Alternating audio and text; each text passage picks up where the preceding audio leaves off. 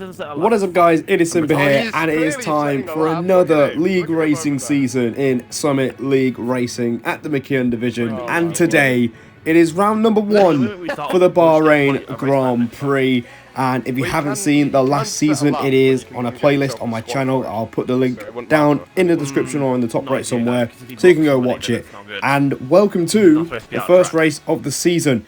And for this season, we are going to be in the Ferrari alongside SLR Medal once again. And here are the standings from last season. We finished 5th in the Drivers' Championship. Snipes won the championship after being the most consistent driver on the grid. And we are looking to see if we can get a little bit closer to the 4 cars in front. And you can see the calendar for the season. It looks pretty solid. But, yeah, some tracks I do not like Kota and Canada might not be that enjoyable. But as always, if you're enjoying the content and looking forward to another season, make sure you hit the like button and subscribe for more content, as there's more on the way, as our first lap in the background is completed. It's a 28.2, which was alright.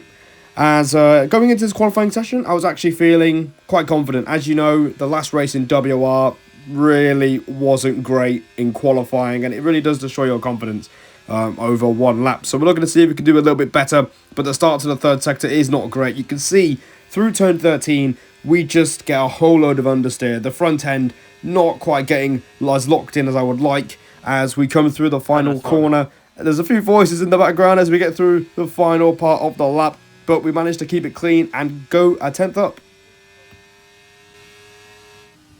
Fucking hell. Did not expect to hear Elite there. Hello. Nah, that's good, mate. So you can hear me talking to Elite Risks, who was looking for a space in the lobby because he forgot to sign up and there wasn't any space. And that almost put us off, but we managed to do a 28.1, but we can go quite a way quicker, and let's see what we can do. DRS wide open as we go down towards the first corner where you spot the 100-meter board. Down the gears to third, a little bit of a drift on the way in. Make sure you get on the throttle as soon as possible for turn 2 and turn 3, which is a small kink on the right hand side. And we don't really quite do a good job through there, so we're going to have to try and send it through turn number 4, making sure we actually get close to the apex compared to last time. But unfortunately, we are a 10th down. It's a 28.5, which is decent for a first sector, but we did do a 28.4 in the previous lap, so we've got some time to game here. Down towards turn 8, the little hairpin. We take it quite well, and we managed to gain a bit of time on the exit, but through turns 9 and 10 we go, getting on the outside curb through 10, and we beautifully rotate the car through there. And for the first time in this entire lap, we are up on the delta, and there's time in the third sector as well, so we could definitely put in a strong end to the lap as Ryan Cox on PC in the McLaren does a 27.7, moving the goalposts for pole position. Let's see if we can get anywhere near as we have put in a purple middle sector as we clean up turn 13, gaining another 10th of a second through that one corner as we're looking to close out the lap with one final corner to go. We made this mistake in WR. We keep it clean through the last corner as Jaeger snatches pole position. Let's see where we could put our Ferrari in the first race of the season. It is P3 with a 27.8, and that was pretty much my PB. It was actually a 3.4, not an 8.4, but yeah, we do get knocked down by ads into P4, but it's a really strong start to the season. This time last season, we qualified 13th, which is pretty shocking. And there was a 10th in the lap as well. I feel like we could have got P2 if we weren't a 10th down for the majority of the lap, but very happy. Good start to the season. Nice to get a clean qualifying session in, and we have sights on a podium and maybe even a win. So let's get into the race. So here we go then. Time for the race here in Bahrain. 29 laps ahead of us, and we're all going to be starting on the hards. So let's see what we can do in the season opener of SLR. 5 red lights ahead of us, and the lights are out, and we are underway for a brand new season. And the start of the line isn't really that great, and we're going to see if we can try and challenge one of the top 3 here. As we go down the inside of the turn 1, we get a little bit boxed in by ads, and Ryan right in front of us. That allows Corey to challenge us through turns 2 and 3, and we're having to try and leave him some space, which we do, and we try and go side by side into turn 4. We do give him a good old squeeze, and we're saying, hey mate, you're not passing us. We are going to keep this position, and that is not a bad start to this race. It wasn't the greatest start in trying to challenge the top 3, but we've managed to maintain position, which is key around here. Guy's a fucking retard. Who was it? Torpen! Bro thought it was Fernando Alonso. We're in a little train here and you're dive bombing me at turn 10. To be fair, it feels like it's kicking off at pair as well. See, I told you, if I turn in, I'm fine. I turned in and I'm fine. Fucking idiots. Yeah. So not much happens in the opening 6-7 laps apart from the train has split quite a bit, and poor Darren is getting bombarded by people trying to pass him at turn 10 as if they're Fernando Alonso in Bahrain last year. Meanwhile, for us, we relinquished the place to Corey eventually. He does get past us, and we have used quite a lot of battery, which is something that isn't great, and it might haunt us later. As on to lap 9, the sister Haas of SLR Ham, probably the strongest lineup on this entire grid. He goes down the inside, and he's going to take the position. And you're going to get the slowest exit out of turn 2. And yeah, you can hear me getting slightly annoyed as Ham does not get a great exit out of turn 2. It does. As DRS is key around here, and our pace isn't really feeling too great.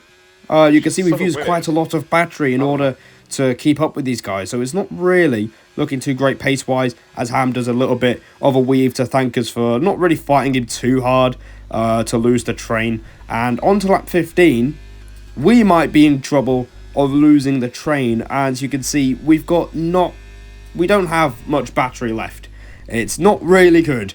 At this point, I'm thinking we're going to have to try something to try and get some track position back, because if we carry on as we are right now, we will be in trouble of dropping back from these top 5 cars, who are all very quick around here. So we're going to try and do something different. The pit stop window is pretty much open at this point, so what we're going to do is we're going to try and see if we can get a massive undercut. You can see everyone stays out, and we're going to dive into the pits and blink first. As we get a decent entry in there, we're going to put on a set of medium tyres, and hopefully we can push on the outlap and gain some track position, because that's everything around this track. I am undercutting everyone right in front of me. I'm hoping this leads to something, man. So yeah, that's the plan. We're undercutting everyone. And if you remember the Belgian video from last season, the undercut worked wonders for us. It put us in a great position to fight for the race lead. So we're hoping that something similar can happen here in Bahrain. However, another person that's made an undercut work is BRT Owen. He started down in 10th place. He was in the train with Roller, Darren and Medal as well. And he's undercut his way to be 4 seconds ahead of our bro in the Williams. So hopefully it works for us too. And that means he's right behind us as well. So yeah, Owen pulling off a masterstroke here. As on to lap 17, the outlap has felt pretty decent, and here we go. This is where we're going to see if the undercuts worked. Corey's come out of the pits. We go round the outside of the Haas. We get a decent run through turn 2. We give him the space. We squeeze him out, and that is us up into P7 on track, and crucially ahead of the Haas. But he's going to come back at us through turn 4 down the inside. He gives us a bit of a contact and gives us a bit of a squeeze through turn 4, similar to what we did to him on the opening lap, and as a result, Ads is getting away from us. Horrible. Look ahead of you, man. I'm not talking about fucking Owen, I'm talking about Corey. And Owen squeezed me off. Oh, God's sakes, man. And unfortunately, we lose out big time, and you heard my frustration, and that's allowed Ads to get away. And we also lose the place to BRT Owen as well, and this fighting is also going to be very costly, because there are 2 cars in front of us in the top 6 who are yet to stop, and that is SLR Ham and Jaeger. So we get ahead of Ham, but there comes Jaeger now, the pole sitter, exiting the pits on fresher medium tyres by 2 laps as well, and he's ahead. And you can hear me getting frustrated, saying that I've been overcut by Jaeger as well, as the battling has cost us a lot of time. As Corey ekes off into the distance, we try and pass Jaeger, but we get boxed in through turn 4. We get a nice switchback on Owen, and we manage to reclaim the place. but we're still P7. But the thing is, we are now a net P4 when everyone else has made their pit stops. I think there's 3 other cars yet to stop. But yeah, this is turning to be a very frustrating pit window where the undercar has simply not worked out. And as a result, the cars that were fighting around us are on fresher tyres. And once again, we do not have much in the ERS battery pack. So we can't really use the battery to our advantage. So, you know, you might be thinking, has this worked? You know, it hasn't really. The idea was to get ahead of everyone, but I think we might have timed it a little bit too early. As on to lap 19, Ham has made progress. He's passed Owen, and unfortunately, we are going to get a massive, massive distraction. But pause and get him out.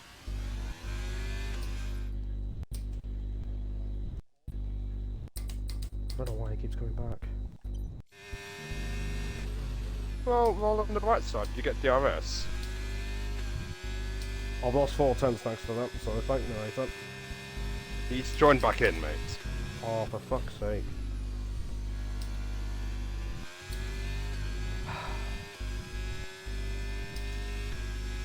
Cannot be arsed, man. Why don't you leave it on fucking invite only then?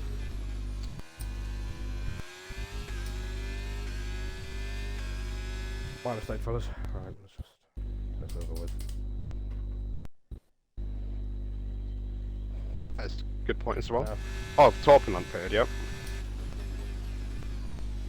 So, after that very long exchange, basically, I left the party open, which allowed Truck Racer to join and intervene with everything, and it was a massive distraction, and as you can tell, it took quite a while for me to actually kick him out properly. So, we've lost a lot of time, and Ham has strolled past us on the main straight, and to make matters worse, Ryan Cox pitted very late, and he's on soft, so it's not looking any easier for us, and we're low on battery again. So this is not going to be a good end to this race at all, and honestly, don't join parties when you're not invited. No one likes you that way. Don't you fucking prick! I mean, like, this is... every fucking time.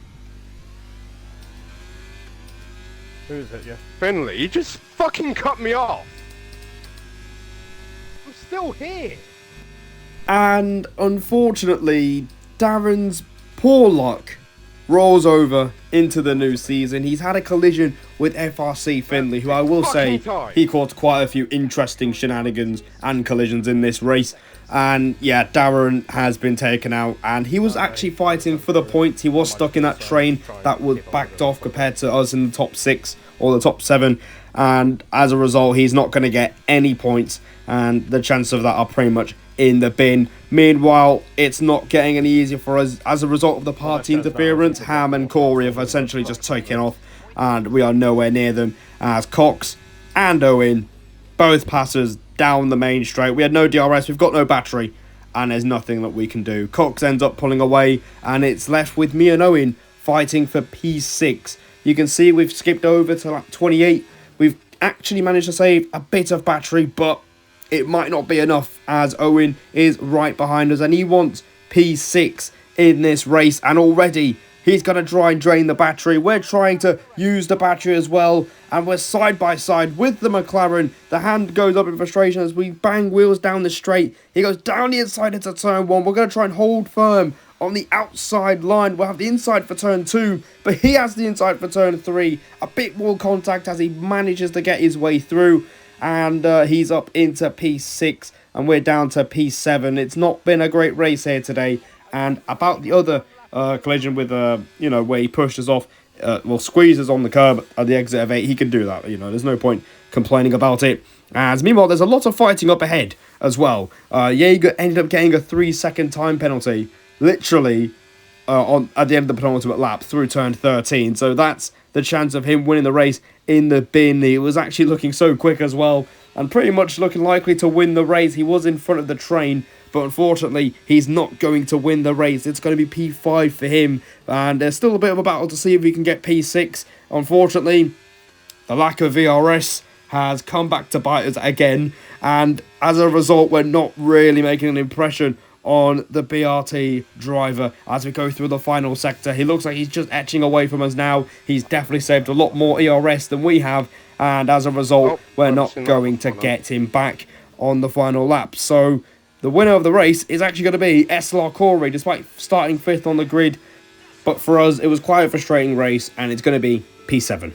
Just not meant to be, man. Frustrating one.